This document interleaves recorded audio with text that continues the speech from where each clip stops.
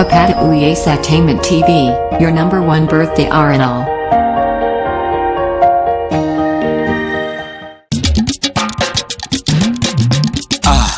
Ẹ jẹ́ àkí Olúwatóyìn ọkọ Kẹ́misọ́lá bàbá Ìrèmídé òkú ọdún wàá sọ̀pọ̀ ẹ̀ o. Àpátápá rárá bàtàkà bíi ti gàǹgà ewì ọ̀hún túndé. Èrò bá wí fún bẹjúbẹjú pé ká máa bọ̀ lóde ká má bẹjú mọ́ mi ò kẹ́gbà lọ́wọ́ torí òní lọ́jọ́ ìbí alálùbáríkà ẹ̀dá ènìyàn. Olúwatóyìn ọ̀dẹ́kílẹ́kọ̀ kọ́dẹ̀dẹ̀ tẹrùtẹrù lóòótọ́ ní Olúwatómiyìn ní tèmi olówó orí Olúwakẹ́mi sínú ọlá. Popsi Ìrèmídé fádà Tìárà ni mò ń kí lọ́wọ́lọ́wọ́. Mi ò dáṣẹ́jẹ́ ń ṣe náírà mi. Ẹni olúwo lọ́wọ́n ọba mi kẹ́ sínú ọlá Ìrèmídé pẹ̀lú Tìárà náà ní kí ọ dáadáa. Gbogbo wọn pátá wọn ní okú oríire ọdún ọjọ́ ìbí tòní. Wọ́n ní okú ọdún okú ìyèdún àṣèyí ṣàmọ́dún àṣàmọ́dún ṣẹ̀mí.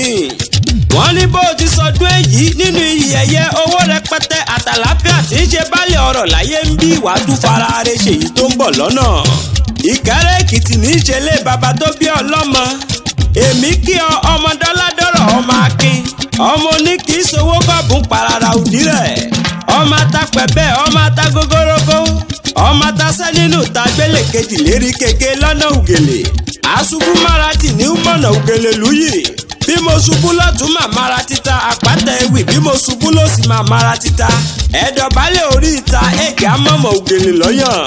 Ọmọ igbe èkó gbùsẹ̀rò ọmọ ọlọ́pàá yẹn yóò kerúkù èmi kíyankíyan ọ̀pámúyèyé dọkọ ní okú ọdún okú ìyèdùn àṣèyí ṣàmọ́dún àṣàmọ́dún ṣẹ̀mí.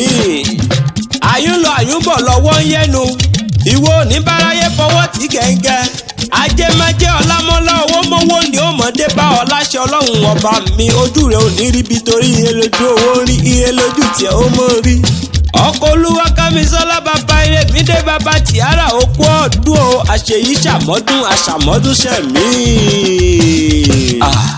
Ẹ jẹ́ àkí Olúwatóyìn ọkọ Kẹ́misọ́lá bàbá Ìrèmídé òkú ọdún wàá sọ̀pọ̀ ẹ̀ o.